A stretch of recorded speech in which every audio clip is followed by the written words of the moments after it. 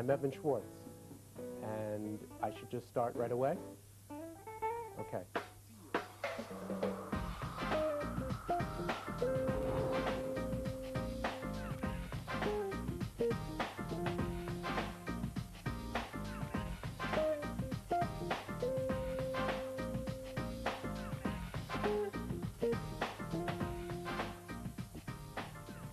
I came up with the title Digital Darwinism because I view the internet as a new environment for doing business, a new digital terrain where the rules of business are often very different from what we have known in the past. And it's going to be the companies, the enterprises that evolve the quickest, that adapt the best to this new landscape, that win, that survive and thrive in the future. And the ones that don't, won't.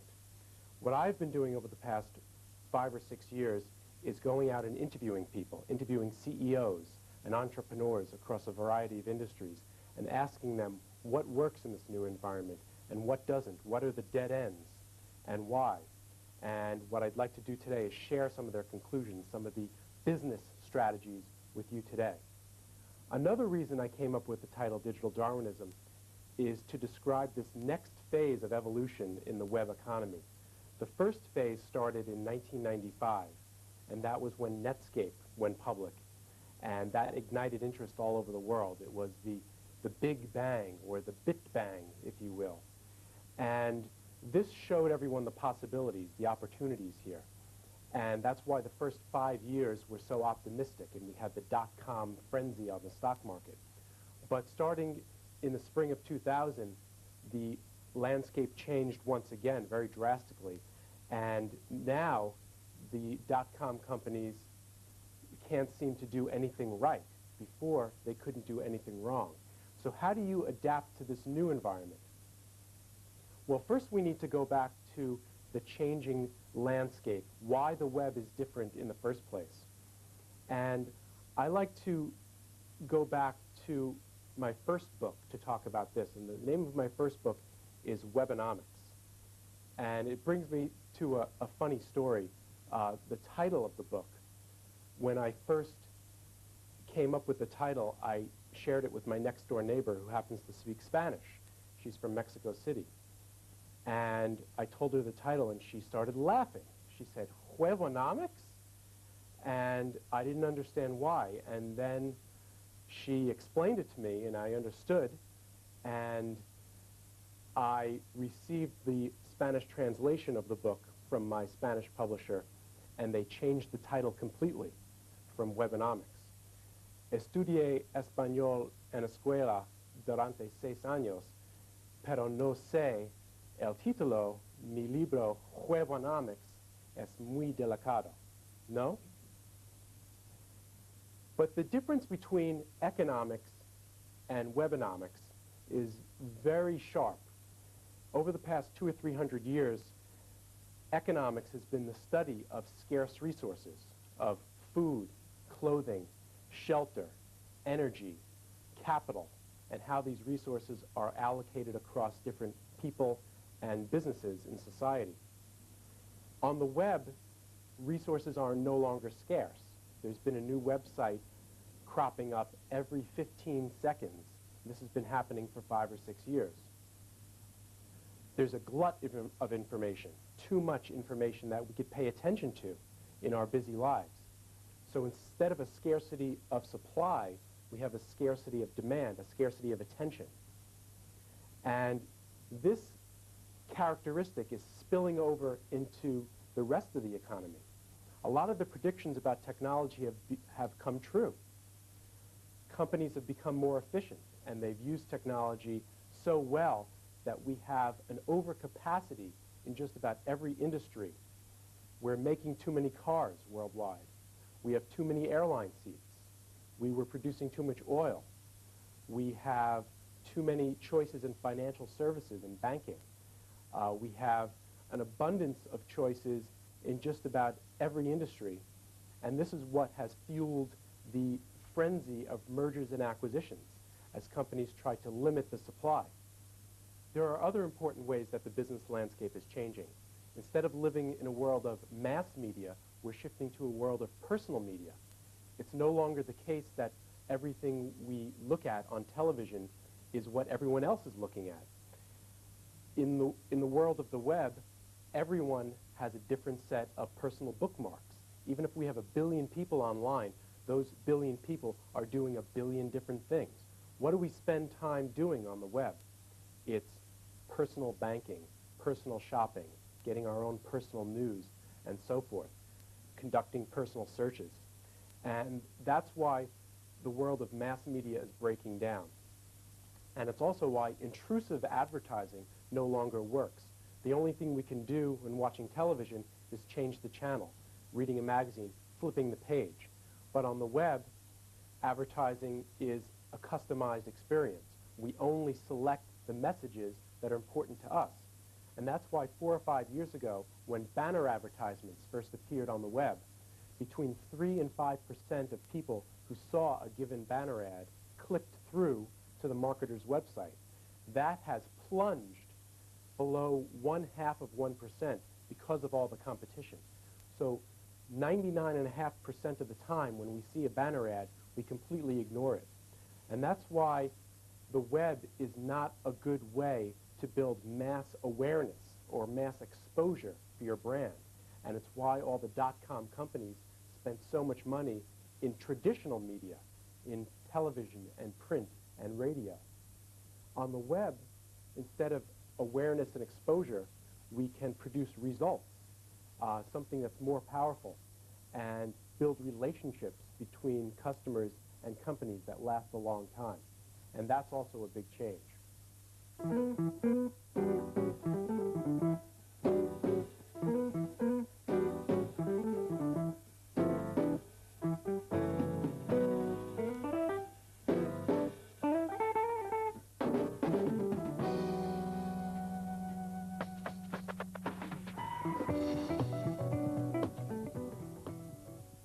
The best evidence that we have that we are living in a new business environment are the new species of startups that have burst forth over the past few years.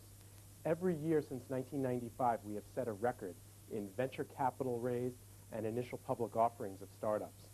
And even though we have entered the shakeout period, this Darwinian sorting between winners and losers, we're still setting records.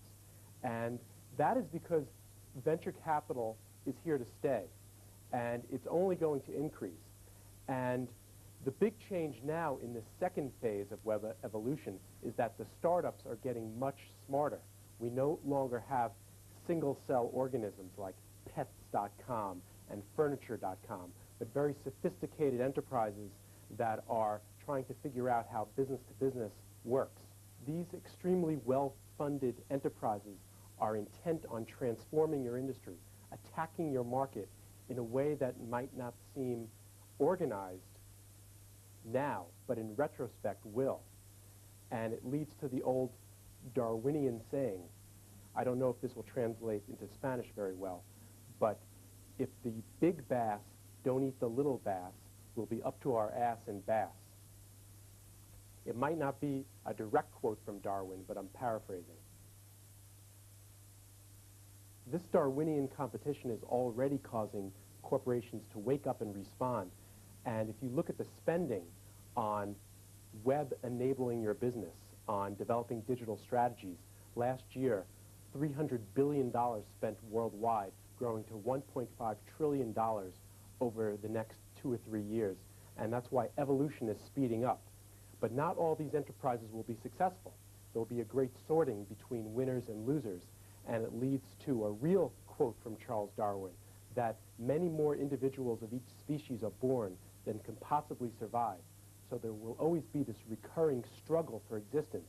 But if you vary your strategy in a way that's profitable to yourself under these complex conditions, these complex changing conditions, you will have a better chance of surviving and thriving. And that's what this metaphor, digital Darwinism, is really about, giving yourself a better chance. So now I'd like to talk about some of these strategies. I have 7 strategies, survival strategies, for adapting to this new world of business on the World Wide Web.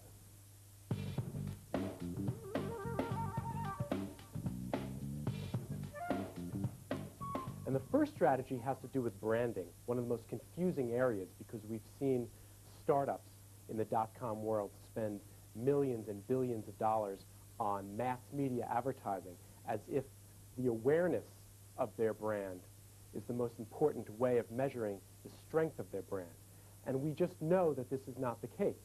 There are many brands that we are all aware of that aren't necessarily strong brands. If you think of Bridgestone, Firestone in the tire industry, everyone knows about that, but they've had a lot of brand problems over the past few years.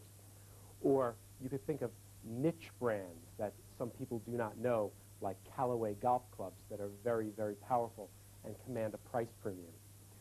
This is true across all different brands, from the traditional economy and the web economy, that brands are measured in terms of different attributes that you associate psychologically. And they could be innovation or quality or speed or some kind of other positive attribute. But there are some very sharp differences between the brands we all grew up with in the mass media world and in the web economy. You'll notice on the web there are no new brands of sneakers or jeans or soda or beer or cars and trucks or toothpaste and soaps and detergents. These are all product brands that we've all grown up with watching television.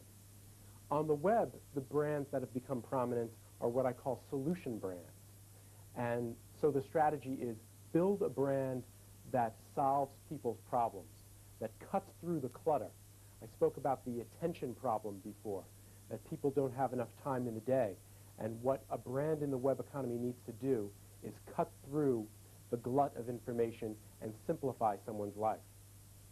And if you look at all the categories in the consumer area or the business-to-business area, the brands that have become prominent do things that solve unique problems.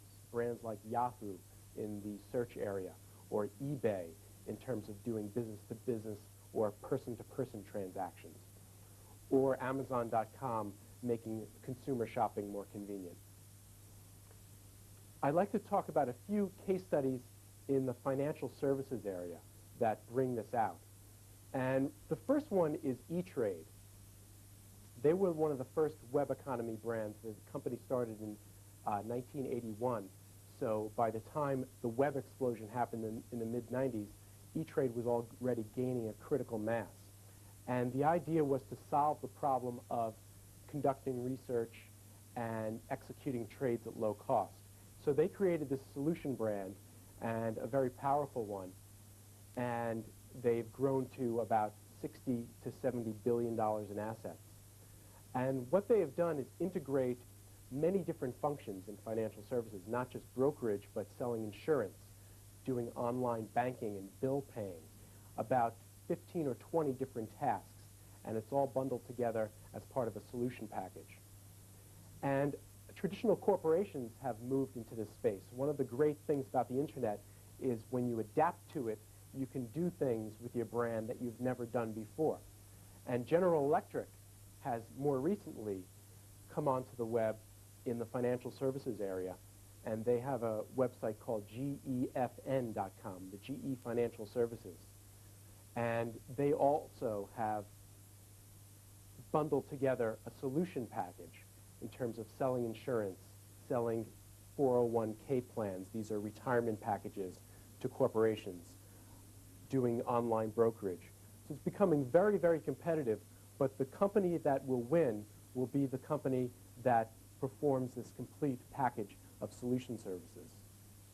This is not new in terms of technology companies. For years, IBM and companies like EDS and SAP have been saying, we sell solutions.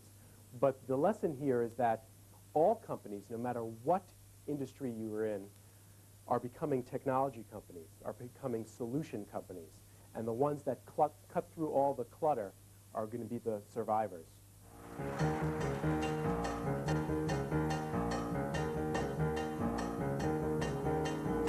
This is the workout part of our video, the executive exercises.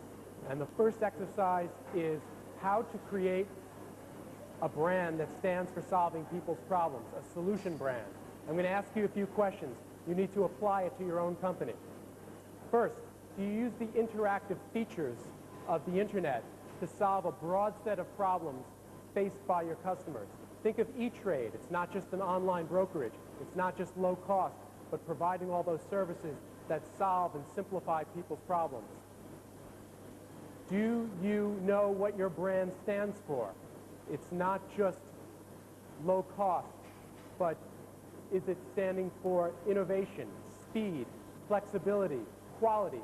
What does your customer think of when they think of your brand?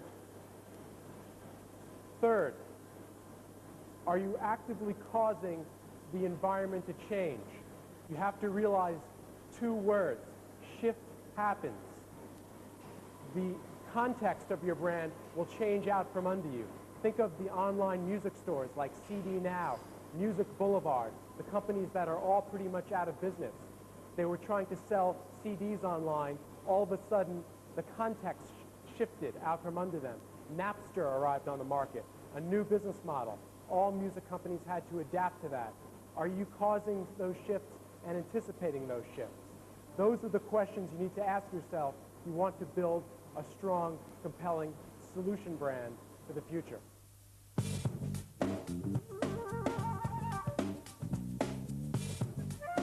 Second strategy is to integrate digital commerce with absolutely everything else your corporation does in sales and marketing and distribution. All the physical assets that you have should be tied together with digital. And this goes against the conventional wisdom of a few years ago that the dot-com enterprises had some kind of advantage over traditional species, that the startups could adapt better or move faster. And that was true initially to some extent, but it's becoming less and less so as the traditional enterprises wake up. And an example of this, a negative example of this, is the computer superstore chain called CompUSA. I was in a CompUSA store not too long ago. They're the biggest computer dealer in the United States. And I was shopping for a very popular compact model. And they happened to be out of stock. And I said to the salesperson, can I just go online to your website and order it there? And he said, I'm sorry, sir, but you can't get on the web from our store. I said, there's 1,000 computers here, all in rows, screaming at me how great the internet is. I can't get on the internet from the store? He said, no, sorry, we can only get on our internal corporate network from a few of the terminals in the corner. So I said, fine, and I went home and I went on their website, and then their website presented me with two choices, a different site for their stores and a different site for shopping their online catalog. And they actually said that they have different product selection, different customer service policies, and different prices online and in their stores. And this is really why CompUSA has been the incredible shrinking company over the last few years. They've been laying off employees and closing stores, and they were recently sold off for a very, very low price to a Mexican corporation.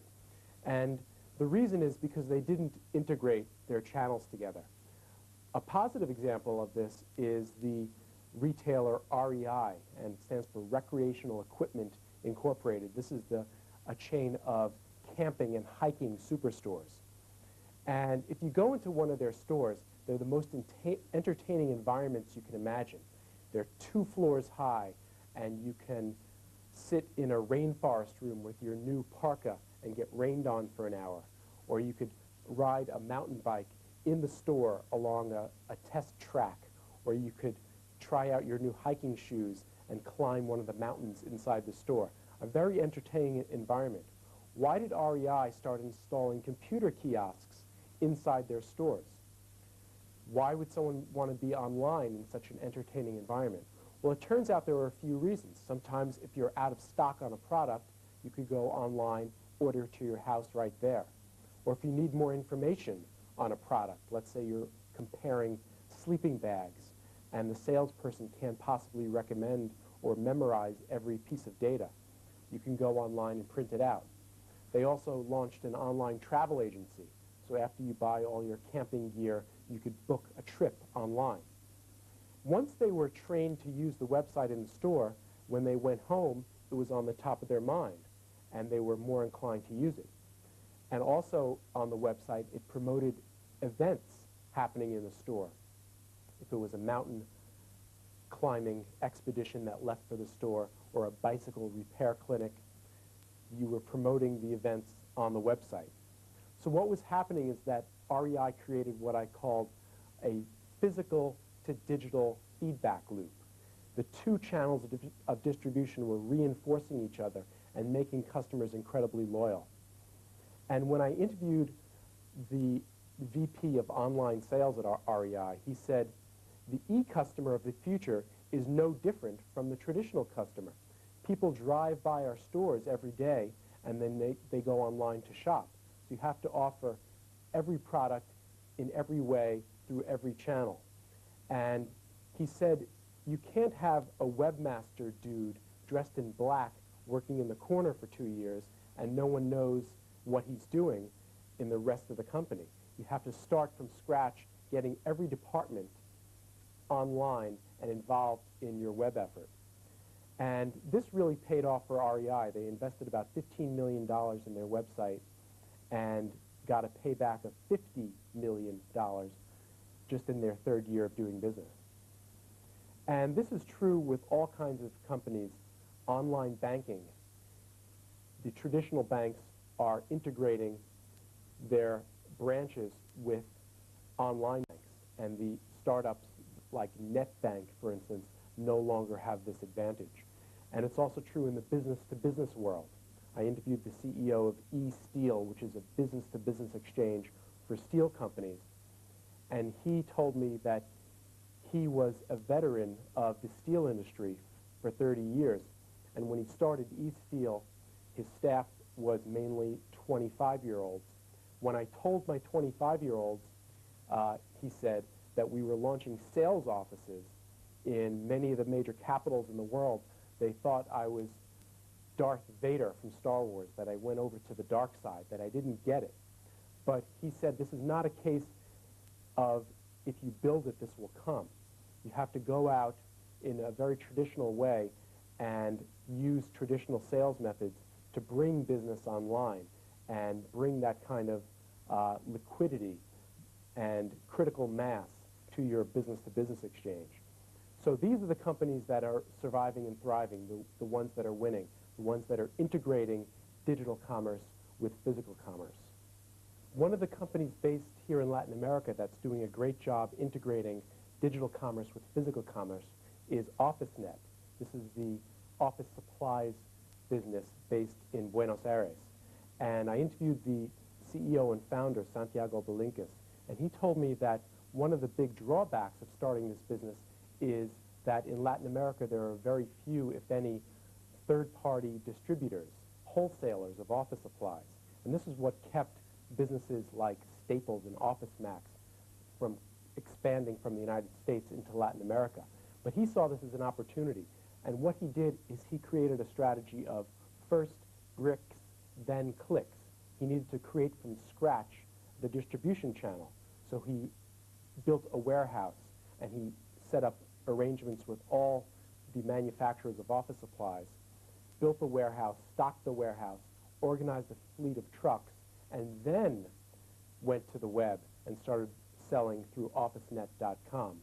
And this is the company that has created the most revenue of any internet startup in Latin America. They did $30 million last year, and they're growing incredibly quickly.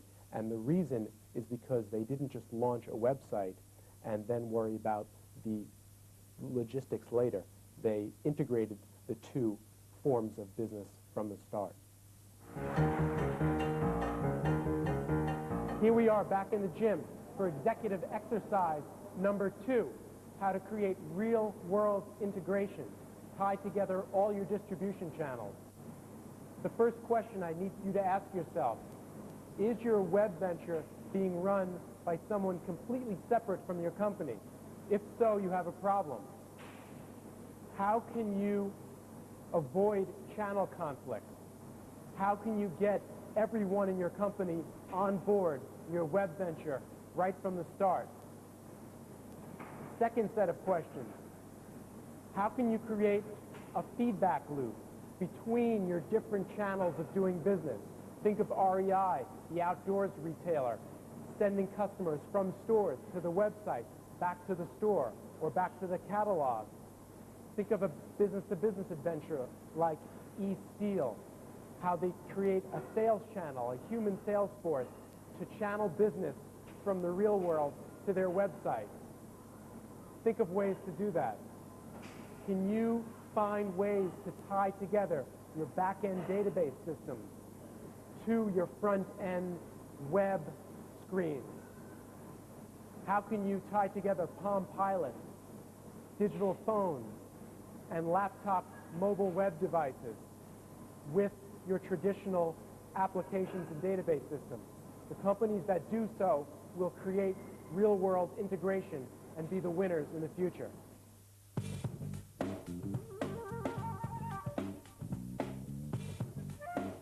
Although many companies don't realize it, they are really middlemen between buyers and sellers. And a company like a retailer is a middleman between the manufacturers and the buyers. A bank is a middleman between a depositor and an investor. But the strategy on the web is not to just put your traditional business online and mimic the traditional business model, but to add new value to transactions between buyers and sellers. So that's survival strategy number 3. And it really applies to the business-to-business exchanges that are cropping up in every industry. There are now more than 1,000 venture capital-backed business-to-business exchanges in industries like the chemical industry, the paper industry, steel, retail, automotive, and so forth, as well as consortia from the big corporations. And the way these are evolving are really according to what I would call an evolutionary ladder of business-to-business exchanges. And I would look at it like a 6-step ladder. And the first step is creation. The dot-com startups create a business-to-business exchange and threaten a traditional industry. The second stage is reaction from the big corporations. Often they band together and form their own exchange, like what happened in the big 3 automakers in the US. Then we get into a shakeout, a Darwinian shakeout. There are too many of these, and they fight for survival, often merging with each other. Finally, the 4th and 5th stage and the final stage are all merged together in terms of the government regulating prices on these exchanges, and value is added, and jobs shift from old industries to these new business-to-business exchanges. I'd like to bring out just one example, and that is from the paper industry, a very concentrated industry with several suppliers dominating the worldwide market for timber and lumber and paper products. And the startup, the first stage on the ladder, is a company called Paper Exchange. They're based where I live in Boston, and they created a website where the major paper suppliers and timber companies can list their capacity and sell to buyers such as retailers and so forth. And they tried to go public at the beginning of the year 2000.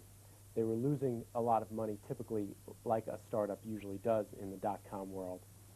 And all of a sudden, the major paper companies, International Paper, Georgia Pacific, and Weyerhaeuser, and Mead, all formed this consortium called forestexpress.com. So it's really the second stage, the empire striking back. And this is where the Darwinian competition begins. Who's going to win, the dot-com startup or the traditional corporation? And the answer is the one that adds the most value, not just listing resources for buying and selling, but creating new applications. And what could those be? I would put it under the heading of what I call Extra-Prize Resource Management, or XRP. Most companies know about enterprise resource management, making the internal operations of the company more efficient. and using software from companies like SAP and Oracle. But the future is going to be about corporations doing business with each other and making the transactions seamless and efficient between those companies. This has really never been done before on a mass scale. What are some examples of XRP, as I call it? Well, one could be in logistics. If you're a paper company and you want to ship a huge order across the country and the order is wrong and it has to be refulfilled, there's a huge cost there. If you could eliminate errors and reduce cycle times and reduce paperwork and automate the systems between two companies, you are adding value. So these are the exchanges that will survive. And Forest Express, the consortium of paper companies, is trying to do just that. They have opened a real office in Atlanta with more than 100 employees, and they are starting to shift jobs from the companies that supported it. International Paper, when this new exchange was formed, shut down 4 major paper processing plants, laid off 2,500 workers, and reduced the paper supply worldwide by 2%. And what they're doing is reducing the overcapacity in their industry, trying to get control over their prices so they don't become a commodity and add value well into the future. These are the companies that will survive and thrive, the ones that come up with new ideas. And this is why the internet is so much fun. Okay, we're back for our executive exercise number 3, adding value between buyers and sellers. The idea is to become an infomediary and not looking to a future where middlemen are dead, but a rebirth of middlemen as long as they're adding value to transactions between buyers and sellers. I see 3 choices, and you have to ask yourself, which path do I want to go down? Do I want to beat the competition, join them, or just get out of the way? Choice 1, beat the competition. Should you create a neutral online trading exchange, a market space where buyers and sellers can connect?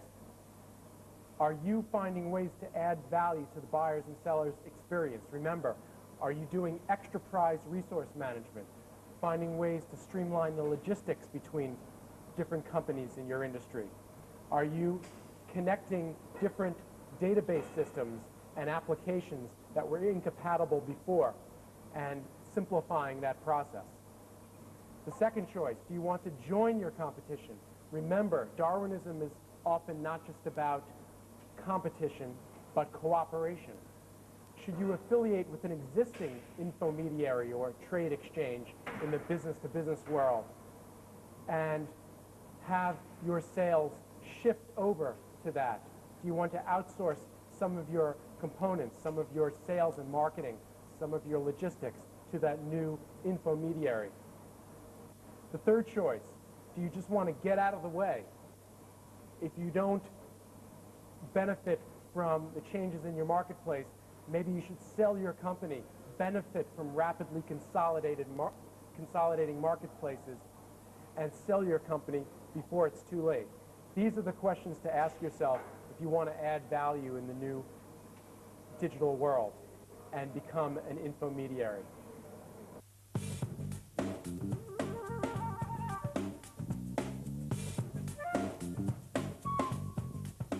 The fourth strategy flows from the previous one, because if we are living in a world where all kinds of products and services are sold back and forth on internet exchanges, we're moving to a world of dynamic pricing. And that's the strategy. Allow your prices to fluctuate freely with supply and demand. Gauge the supply and demand in the marketplace in real time and move from a world of fixed pricing, as if you're walking into a retail store and seeing a price tag and that price is uniform over time, to a world of fluid pricing. And there are all kinds of business models that are springing up on the internet that enable dynamic pricing. And it's not the case that pricing on the internet will keep sinking down to a commodity level. If you look at companies like eBay, which auctions rare items to the highest bidder, or Priceline, which allows you to name your own price on excess inventory or excess capacity, these are enabling buyers and sellers to battle back and forth freely and set the price that they choose at any particular moment. And some of my favorite examples are in the business-to-business world. And one of them is in the telecom industry, another industry that's plagued by overcapacity. And the startup is called Band X, for bandwidth exchange. They began in London a few years ago. I interviewed the CEO who was working for the British government regulating the phone monopoly. And he saw that governments all over the world are deregulating phone companies, and there are hundreds and thousands of new companies that need to trade excess capacity from one another and buy an unused telecom switch, for instance, from AT&T or Deutsche Telekom that's not being used for the next 2 months. So he created an exchange, a NASDAQ for telecom, and companies began posting their capacity, selling it to smaller companies. And Band X has done billions and billions of dollars in transactions. They make a commission from those transactions and have become a portal for the phone company. This has, in a way, commoditized some of the long distance, but it has allowed new startups to add value in new ways. And Band X is just one example of dynamic pricing, and it's spreading across all kinds of industries. Executive exercise numero 4. Asking yourself these questions about dynamic pricing. First, you need to think of your company's products and services, the nature of those products and services. Do you have offerings that sometimes near the end of their prime life cycle? A computer that's about to become obsolete, a software that's going to go into the next version. It could be unbooked consulting time, an airline seat that's about to take off. Are those the kind of products you sell? Or do sometimes deadlines that come up make your product suddenly more valuable instead of less valuable? Think of a toy that you can sell before December 25th, before that Christmas deadline, or concert tickets before the event starts. Ask yourself that question. Do you sometimes have excess inventory that you need to sell through an online auction house? Do you need to protect your normal pricing structure? If you're Ralph Lauren, you don't want to be selling your clothes at Walmart. These are the kind of questions that you need to ask yourself when you're deciding what are the dynamic pricing channels that I need to sell through. Do I want to sell through my own site and sometimes affect my own pricing structure, or do I want to partner with another online auction house and sell through them? These are the questions you have to ask yourself if you want to participate in this world of fluid pricing that responds to the supply and demand in the marketplace.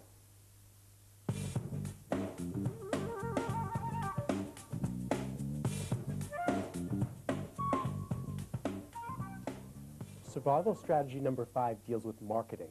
And in the past, companies would rely only on themselves for their marketing efforts, their own internal marketing budget. But the survival strategy here in the web economy is to empower hundreds or thousands of partners to do your marketing for you, create what I call an affiliate network. And the idea started several years ago at Amazon.com. There was a woman in the summer of 1996 who ran a website specializing in, of all things, divorce. It was a site stocked with advice and tips for dumping your husband.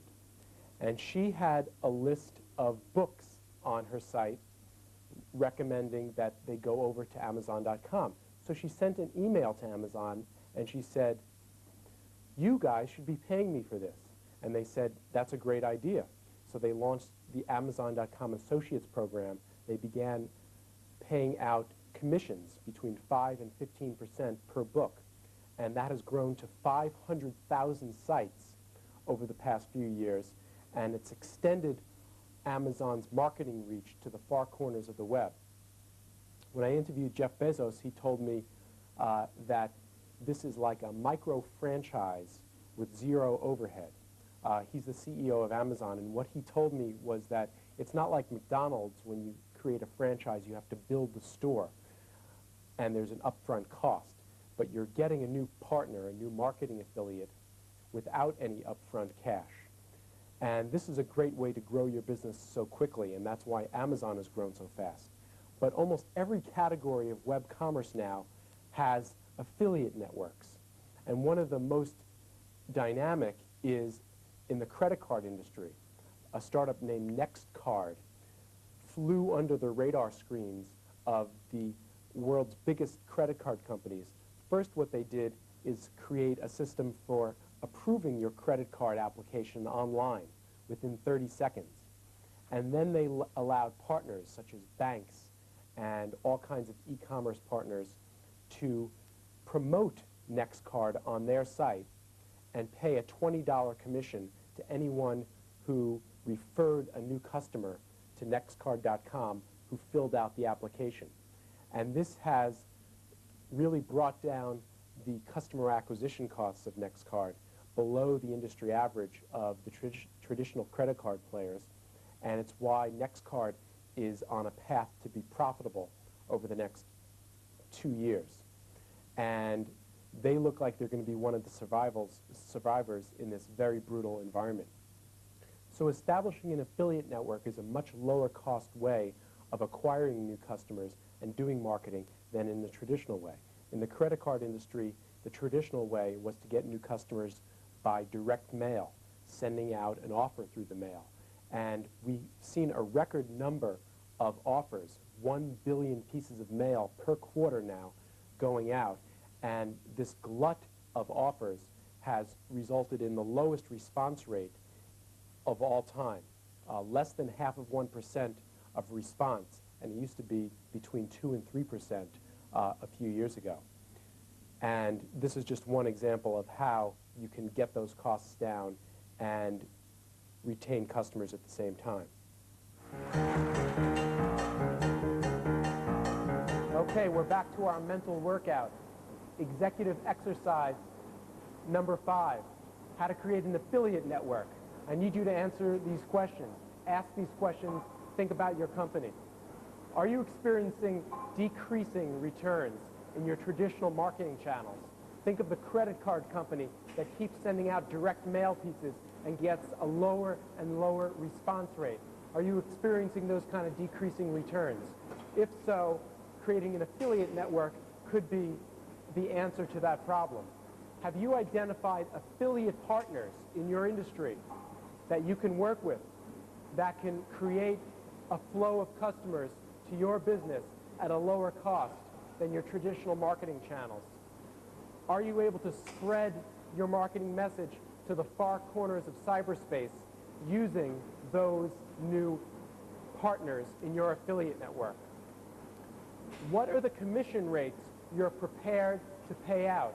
Remember, this can eat into profits, but it's a low-cost way of acquiring customers.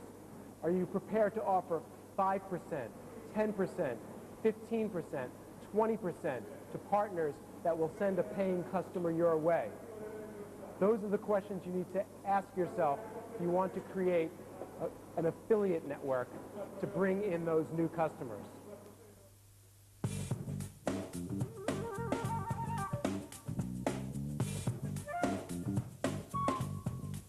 Survival strategy numero 6 relates to how companies package and sell their products. In the past, companies would sell each product separately with a price tag for each product. But the strategy that works best in the web economy is to bundle products together. And I call it value bundling. And the strategy is package as many products as you can together in a value bundle. And this works best if you do it over the longest possible period. In other words, provide your products on a subscription basis, perhaps on an annual basis. And it works on the web because it doesn't cost anything to add a new subscriber. For instance, in the physical world, if you wanted to add another newspaper subscriber, you would incur costs. But on the web, each incremental customer is free. You could charge one moderate price for the bundle and then package premium products to that installed base. Now, how does this work in practice? Well, one of the most famous examples is Microsoft Office. It used to cost $300 to buy a spreadsheet program, and then when Microsoft and Lotus created the suites of packaged applications, they lowered the price to $100, $150 and bundled together word processing, spreadsheet, database, 5 or 6 other programs for one low price. Even though the cost was lower to the consumer, profits were higher. And that's why Microsoft Office is the profit engine for the entire corporation. It has about 30% net margins. And if you look at what Microsoft is doing now, they are taking value bundling one step further. Instead of a package of software sold as a product, software becomes a service. And this is Microsoft's .NET strategy. This is what Bill Gates resigned from being CEO and chairman of the company to work on full time. And the .NET strategy is all about creating software as a package that's sold on a subscription basis over the net. And it could be on cell phones and Palm Pilots and interactive television. It's allowing software to work together seamlessly and share data, and you'll pay for it and get free upgrades as long as you're paying that one price. This could be an incredibly profitable strategy. Another company that's doing it in the content area is the Wall Street Journal. And the Wall Street Journal took the leap into charging for their content, one of the few companies to do it. Mostly everything on the web is free, but the Wall Street Journal started charging $60 per year, but they didn't just put the newspaper online. They created a bundle of services, hundreds of features, job search services, managing your portfolio, and looking up stocks and information about companies, as well as continually updated news. And they've gotten about 500,000 subscribers in the first 3 years doing that, and it's really become a profitable business for Dow Jones. Another way of doing value bundling would be in the financial services industry. And one of the Latin American companies that's doing well with this is Bradesco, the Brazilian bank. And they were one of the first companies to give away free internet access in Latin America. And the reason they did it was clear. They want to convert their offline banking customers to online banking. Right now, Bradesco is third in the world in online banking customers. And they are providing a bundle that cuts across different areas. So it's free internet access, it's online banking and financial services, and acting as a shopping portal. So one of the surprising things about value bundling is that the products don't have to necessarily relate to each other. If you look at America Online as a value bundle, we have kids programs and games bundled with financial services, bundled with chat services. They might not necessarily even have the same audience, but I spoke to a professor at MIT who's doing a lot of research in the area, and he says it still makes sense to bundle it together. This is really the way to drive market share and profits in the web economy. Executive exercise number 6, creating a valuable bundle of digital information and services. The first question I need you to ask yourself, can you charge money for your content and services? If you do, the attention problem that plagues most websites will shift to your favor. If there's too many websites out there and you're charging and charging successfully, then the people who pay will have an incentive to go back to your site again and again. They'll be getting their money's worth. But before you can charge, you have to ask yourself, can I create a compelling value bundle? What would you include in your bundle of products and services? Remember, if you're a newspaper, it's not just a newspaper. I could become a ticket agency. I can stage events. I could become a buyer and seller of cars. You could become as creative as possible. Bundle all these things together.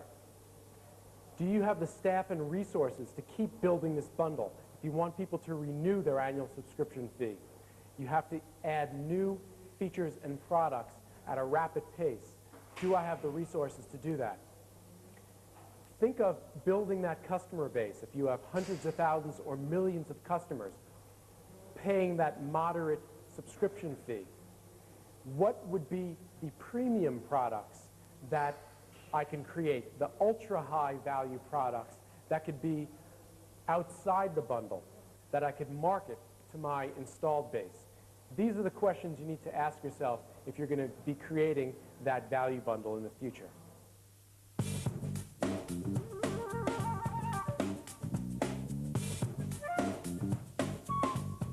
Strategy number 7 relates to manufacturing, and it really reverses what started in the Industrial Revolution 250 years ago, mass production. Instead of mass manufacturing, we have the strategy of selling a custom-made product online and then manufacturing it. In the past, you would make your widget, and the customer would view their choices of widget, and finally, you manufacture the widget. Widget just being a thing, anything that could be manufactured. And that is reversed now. The customer now can construct their product or widget online using a far greater variety of choices. Then the customer buys the product. Finally, you sell the product. And this is being used by Dell Computer most prominently. Dell Computer is one of the few companies that uses all 7 of these strategies. But they really made this mandatory in the computer industry. Computers depreciate in value 1% per week. So if they're sitting on a shelf somewhere or in a store, your asset is going down in value. What Dell has done is just-in-time manufacturing, where they get paid for the products that go inside the computer before they even sell it. This is an accountant's dream, of course. Now, the Dell method of manufacturing could be extended to just about any industry, and one of them is the car industry. This is the principal objective in automotives now, is to switch from mass production, where cars are sitting on lots gathering dust, to custom manufacturing, where a customer somewhere with a Palm Pilot could choose the color and the interior and what is on the dashboard and all kinds of other options, build their own car to order, have it manufactured in 5 or 6 days as opposed to 60 days in the past. This greatly cuts down the assembly process and will lead to higher profits.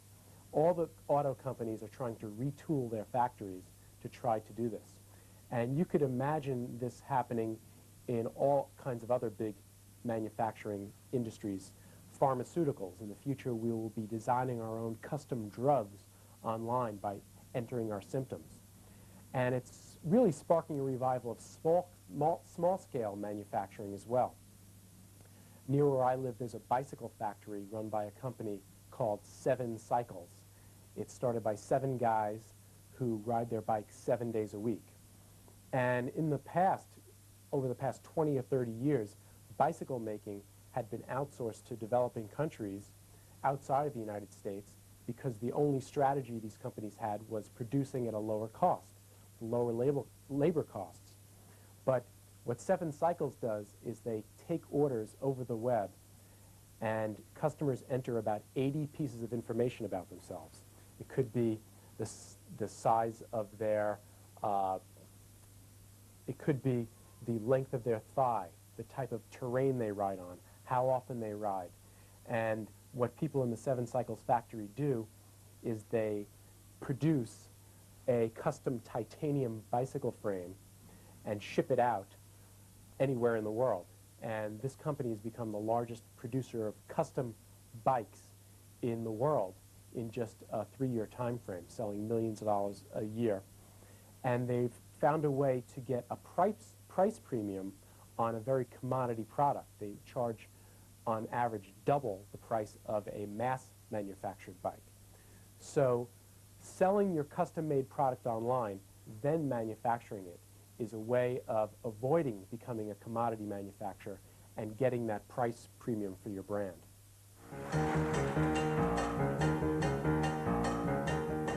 We're back for our final executive exercise of this digital Darwinism training video.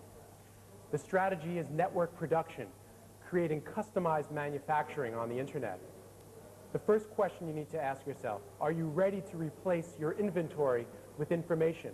Are you ready to replace your depreciating inventory, these assets that are collecting dust, with information about those products and services? What does your company do best? Is it manufacturing? If not, can you outsource it to some other company that does it better than you? If you think you can do this better than anyone else, how can you add value to it when you're staying and keeping it inside the company? The best way to do it is to perform network production, custom manufacturing. When you do so, how do you maintain data about past purchases for future use? If you're selling a computer or a car, how can you keep that data and lead your customer to buy their next computer or car from you? How can you create an easy-to-use ordering system so customers can build their own computer or car or pharmaceutical online, customized to their own needs? Finally, when you are parceling out your production to all these suppliers and manufacturers all over the world, how can you use the internet to coordinate production that happens among 5, 6, 7, 8 different companies? If you're able to answer these questions and do so, you could perform network production, which would really give yourself a price premium, avoid becoming a commodity manufacturer. I'd like to begin our conclusion with a quote from our favorite business guru, Charles Darwin.